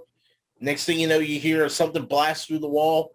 It knocks him out. You see a shadow of Mutaro, who in the storyline was the one that killed him in 3. So boom, you got a setup for your part 3 of the movie. But yeah, no reason to add anybody from MK4 or MK3 or anything just yet. You just work your way through the process. Just make a story where you're building a team, the bad guys are building a team. You guys find a way to strategically fight it out. Have Raiden just be an advisor. If you want to give him a fight scene against Shao Kahn, okay, dope. But don't turn him into Billy Idol while you're doing it. I think the only reason why the guy from Highlander didn't do the second movie is because he knew he was going to suffer a back injury from trying to hold up the entire movie. Just don't do that. Just, make an effective fight scene between the two. Let Shao Kahn be what Shao Kahn be. Shao Kahn be a bad guy. Don't go, I'm Shao Kahn. I'm the meanest man in the world. But my daddy doesn't love me. No, don't do that. We have no time for that. There's no need for that. Literally, it should just be, why are you a bad guy? Because, bitch, I'm evil. Like, you could leave it at that and it would work. You don't have to do all this dumb shit. Just keep it very simple. Team A versus Team B. Good versus evil. And just go with it.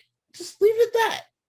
That's what if you really think of the premise of the game until later on, It's pretty much what the fucking game is. Just keep it that simple and it will be just fine. That's it. I'm thinking now Team 4-Star with the reference, have like Raiden be like, oh, look at me, I'm Shao Kahn. Oh, Daddy, why don't you love me? And then Shao Kahn's like, that's a terrible impression. And Motaro's like, but not inaccurate. No, that would actually be Reiko, who sneaks in and puts on Shao Kahn's hat. Just Oh, good Lord. When we getting the 4? When we getting the 4?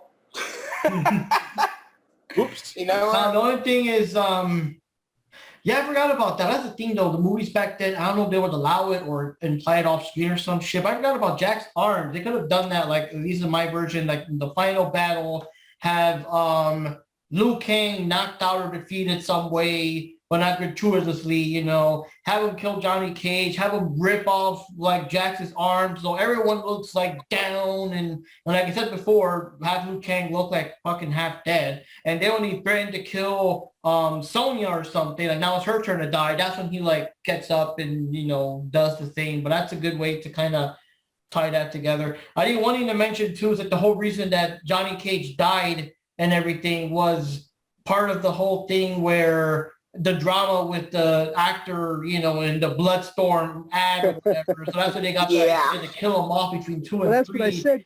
And then when Part 3 made that trilogy game that brought back everyone, they had like some new guy portrayed Johnny and all that. As well as Sonya and Sonya and you know. No, Lou they just use Mortal Kombat 3, Sonya.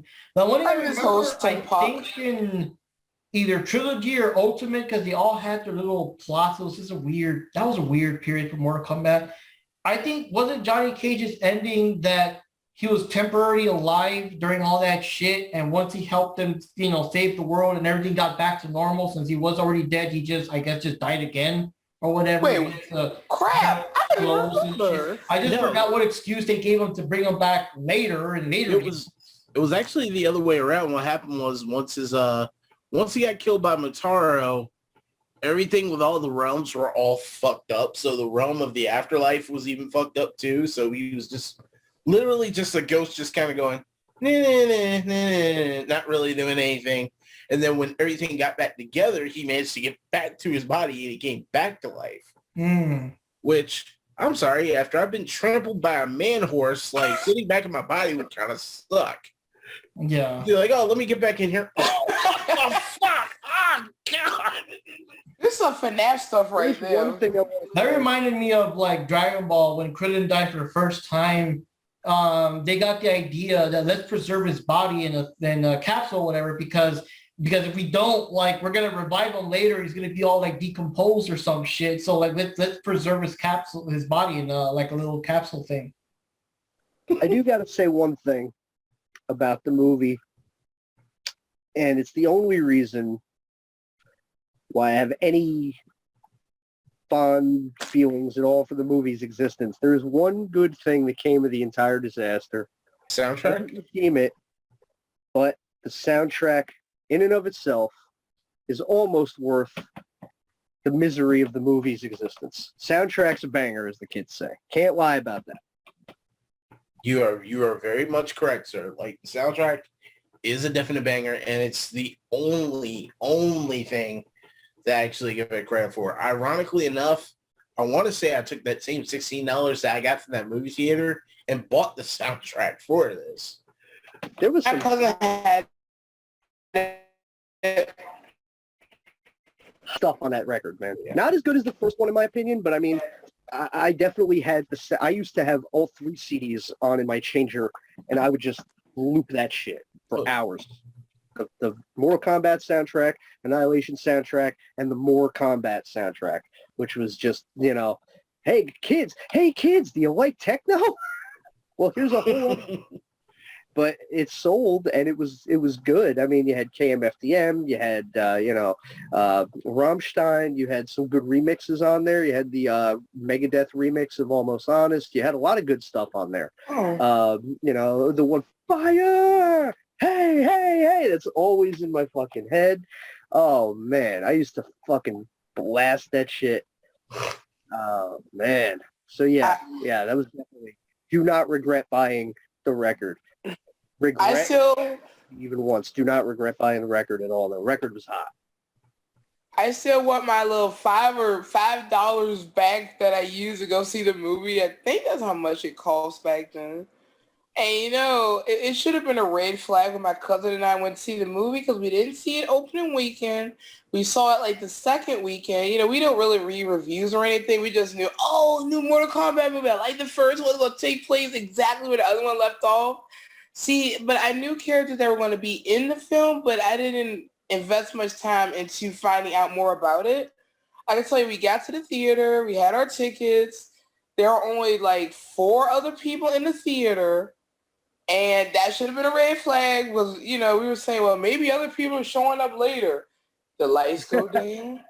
The previews come up. No other people come in except maybe an usher, you know, and then they walk out or whatever. We're sitting watching the movie, and then we're like, yeah, we can't leave because we both can't drive. My mom brought us here, you know. We were so disappointed with that movie. I don't remember if we saw it in theaters or we just rented on video or something back then. I honestly do not remember. It's been so long. I saw it on cable. The first one we saw it in theaters, but the second one, I don't know. The second one, I saw it on cable and I wanted my money back. I wanted the cable company to refund part of my bill because it was like this shit. That's like an hour and a half or so you're never going to get back. Yeah, prorate my bill, please, for next month. I didn't want to watch that fucking movie. At least Panda made a profit off a free movie, technically. But I do love the soundtrack. Soundtrack was hot. I wasn't a big techno guy. I'm still not a big techno guy, but I mean, I love KMFDM. Like, that was the thing, you know?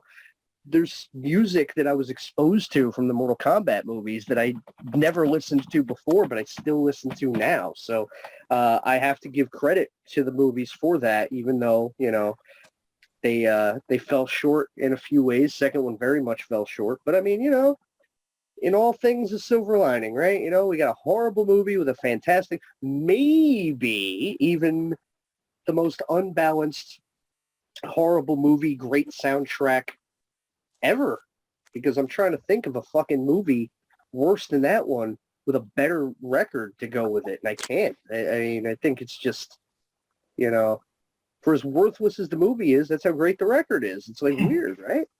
Yeah. See, look at that. There's some adult entertainment there. I see you playing with your phone. Just killing time. No relaxing, right? Yeah, perfect for a stream. But it's what all the big time streamers do nowadays.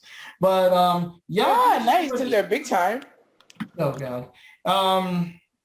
Yeah, but anyways, I think we did kind of cover everything, right, guys? In terms of the game, the movies and stuff like that. Anything else, we can't go too much without, like, I guess, going into other things like past it or something. I'm thinking next episode, whenever we get back to Mortal Kombat or not back to back, maybe we can talk about part 3 and there's multiple versions and Mortal Kombat Conquest, if you guys have seen that one. Which one? There was a TV series for a while called Mortal Kombat Conquest. Yeah, it was on right after Oh my God. Yeah, we could probably bring that up in Mortal Kombat 3, so this episode isn't like yet another hour longer or something, but we could kind of bring that up. I'll have to find the episodes to rewatch them, though. What I would say, just to summarize, is that, you know, my memories of that time and place when Mortal Kombat 2 came out, you know, it was an event. This was a thing that really, in the culture, not just fighting game culture or video game culture, but pop culture, it was created to be a very big deal. Having played the game again recently, I could say that the hype was far greater than the game itself even, but I mean, you know, it was a simpler time. The game is what it is. It has not necessarily aged all that well, but it was a moment in time. It's a time capsule of the culture in 1993. It took everything the first game did and blew it up bigger and better. You know, it has to be said. And, Yeah, I mean, it was an event, and it solidified that this was going to be a franchise and not just a flash in the pan like your World Heroes and your other things were. You know, Mortal Kombat, with the second game, you knew it was here to stay. I don't know if we predicted it would still be here in 2022, but I mean, Probably not. you know, I think the credit really has to go to that game for solidifying it as what we think of, when we really think of Mortal Kombat as a phenomenon. It really started right here with the second game. Yeah. I have to agree with that. It really did. I mean, especially as far as lore went. So, you know, yeah, you started building stuff up, adding the characters. But honestly, I thought Mortal Kombat would have died off after Mortal Kombat 4 and Sub-Zero Mythologies. That's just my personal opinion, and that Jack spin-off game. But that's just my opinion. But yeah, it's an interesting franchise. I haven't really been into it like faithfully since about Mortal Kombat 4. Just play a little bit here and there, like Deadly Alliance and who was it? The one that came out around about 2009-ish, 10-ish? Which was that? Which was that one? Deception or something like that? Was it Mortal Kombat Deception? Maybe? I can't remember. 2009? It was No, maybe it wasn't 2009. Part 5 was Deadly Alliance. That was like around 2003-ish. And then Deception was like 2 years after that. And then they did Armageddon or whichever one. And PS4. Then they did the reboot in 2009. Oh, maybe that's, yeah, okay, whatever. Yeah, right about that time then. Okay. That's probably the last time I regularly played a Mortal Kombat game. Before I moved to Japan and I just didn't play anything. The weirdest thing is that with all the numbering, like they actually count Mortal Kombat versus DC as a game. Yeah. Because otherwise we would have had Mortal Kombat 10 now instead of 11. You know what I mean? It was weird. The DC I don't. That was a strange time. We don't talk about that. We will. Wait, what's that? What game again? We will eventually. What now? We'll get there. We'll get there eventually. But Wait, what? I want to say, because there's one factoid that no one mentioned was back in original art, like especially with EGM and stuff, they had like the character art of like I remember there was one of Baraka, one of Liu Kang, Kung Lao, Sub-Zero, and Scorpion. But noticeably was Raiden's picture. He had a staff that apparently they were going to put in the game for his attacks or whatever, but he just ran out of, time, space, and all that junk that will later be included in later games, right? But ever since part 2, their intention was make him have a staff and one of, for his attacks or whatever. I think that came out maybe in Mortal Kombat either 4 or 5 when they started messing with weapons and stuff, but it was kind of interesting and that was an idea since then. It just never made it in the final game, but that was interesting, But other than that, any closing comments, amigos? I think we kind of said everything we could about these things by now. We can only say Annihilation. Yeah, I was gonna say we can only say Annihilation sucks in so many different ways. Yeah. Wrap us up.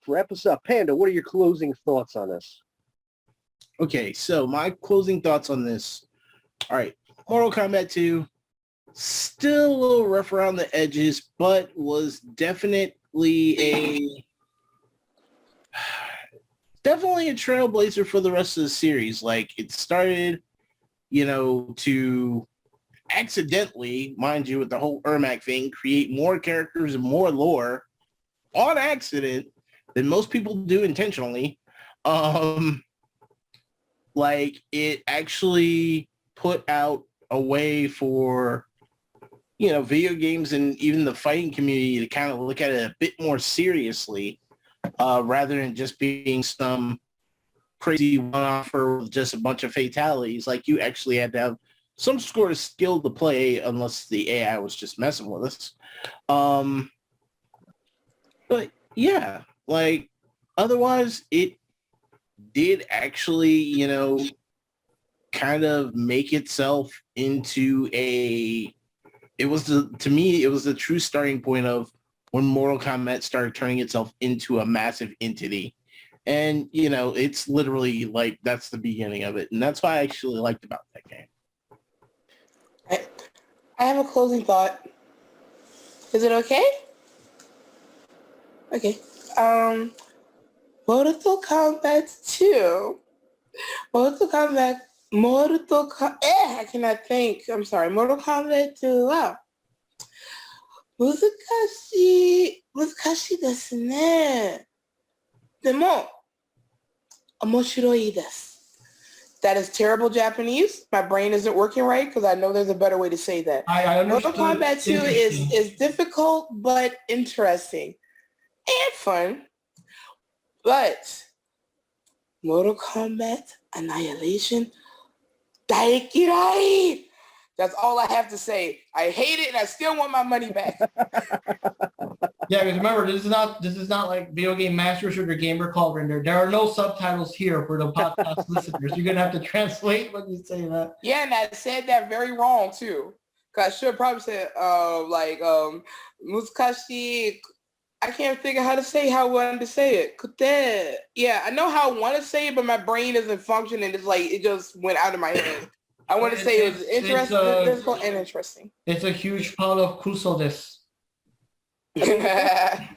The best thing I could say about Annihilation is that it's better than Legend of Chun-Li. But again, that's like saying the shit I took after breakfast was better than the shit I took after lunch.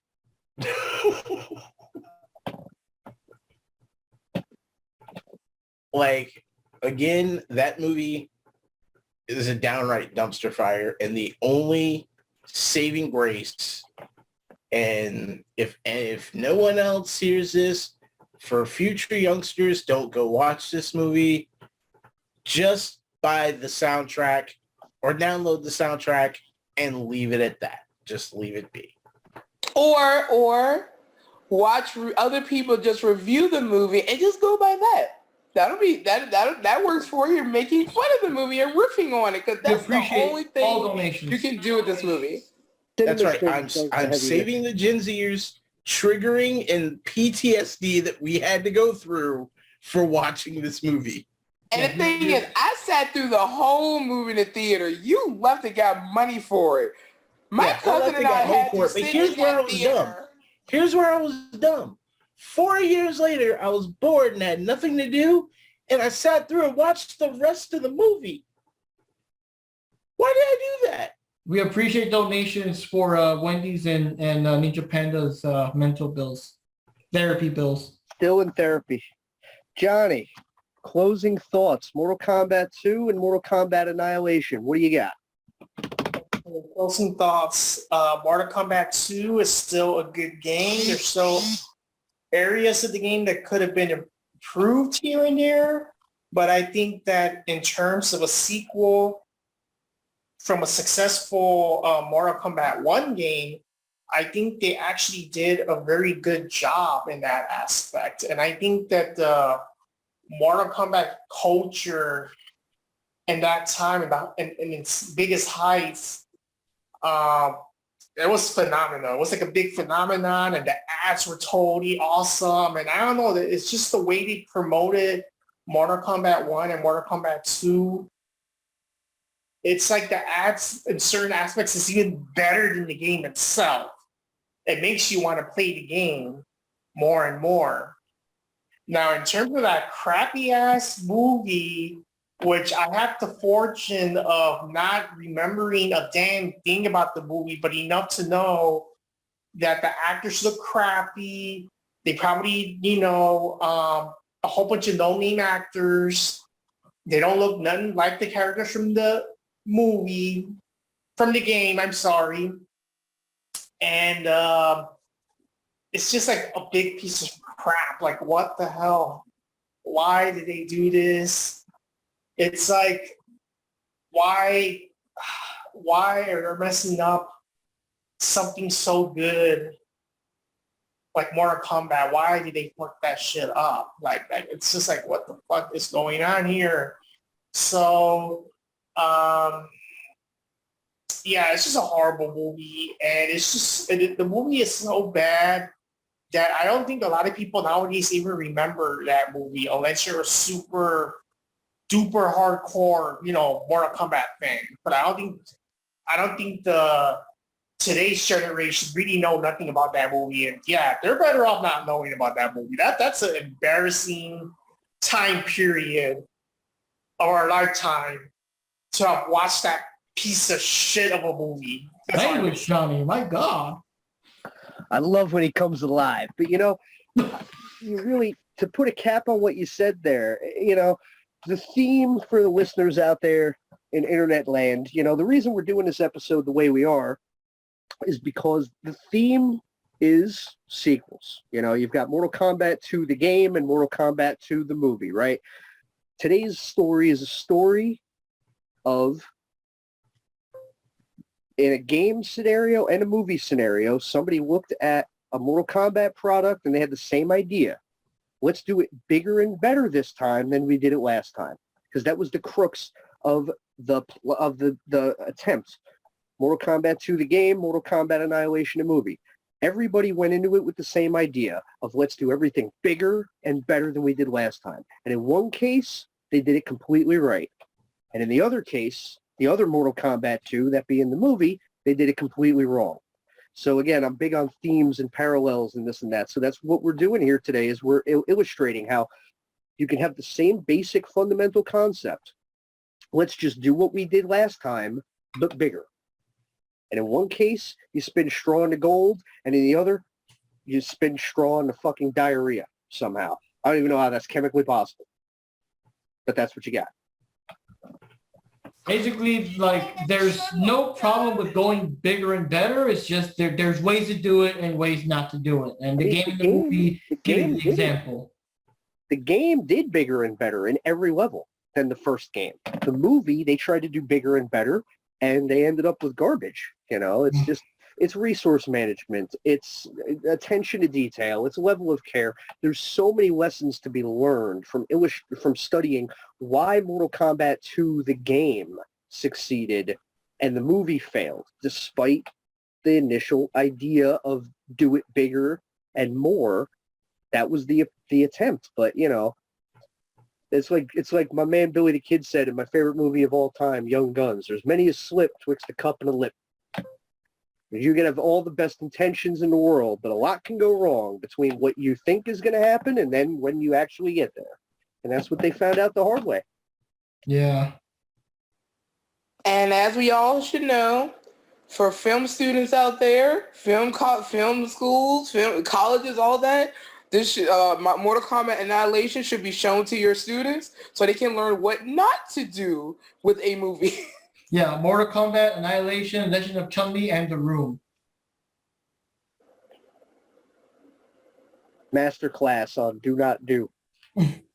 All right. So that note, guys, we'll wrap it up here. This is the Fighting Podcast. Of course, we're now on Amazon, Samsung, and Spotify. And the video version is exclusive only to Odyssey. If you want to check this out, watch Odyssey. So this is Mark Rodriguez here signing off. Wait a minute, Mark. See, here's the thing, though. We've been doing a lot of these lately. Next week, I don't know if next week I know for a fact, I don't know if you're working on one of these, but I won't be around for it because, I'm going to be somewhere else. Where will you be next week? Where am I going to be next week? Well, I'm glad you asked me that. So first of all, Friday night, I'm definitely out on the podcast gimmick because I'm going to be in Toms River, New Jersey for FYW, new hot upcoming promotion on the Jersey scene. It's going to be for The Show Goes On. We got a lot of great talent coming in for that. We got Rhett Titus is going to be there. My former tag team partner Tarzan Duran is going to be there. There's going to be some hot action. Pitbull, Gary Wolf, Rhett Titus, my main man. I love seeing Rhett Titus. So that is at the Adrenaline Sports Academy in Toms River, New Jersey. Bell time is 6, or doors open at 6. Bell time is at 7. So that's going to be a really exciting event. That is Friday, September 2nd. And then on Saturday, September 3rd, I'm going to be in Pennsylvania once again for RCW, the Summer Clash Elimination Series. That is going to be in Birdsboro, Pennsylvania at the Friendship Fire Hall. And I'm going to be taking on indie legend Mr. Ooh La La for the RCW Ultimate Championship. So I'm looking forward to taking that piece of gold home back with me to Jersey come Sunday morning. So yeah, my dance card is full for next weekend. So if you're doing a podcast, you might want to put it off until I'm less busy because without me, the ratings might kind of. So yeah. I know we want to do more, but we'll do them after I finish these current obligations. Yeah. We'll be sure to bring them up again during that podcast too, to remind everyone. Because I think because coming up next, we'll be doing the predictions for AEW All Out. So we'll bring that up again too, and I'll put the posters up and stuff like that. Well, I thank you for asking me where I'm going to be, because I don't know how else I ever would have managed to work it in. All right. So now for reals this time, guys. This is Mark Rodriguez here signing off. Ninja Panda 1980. Peace. Love you guys. Oh, Ninja Jupi. Adios. And Rikki Roxx, God of Thunder, Lord of Rock and Roll, signing off. Great to be here again. And that just leaves Mr. Electricity himself. Take us home, Johnny. Yeah, this is Johnny Rodriguez, and see you next time. Catch you later, guys. Thanks for listening. Thanks for your support.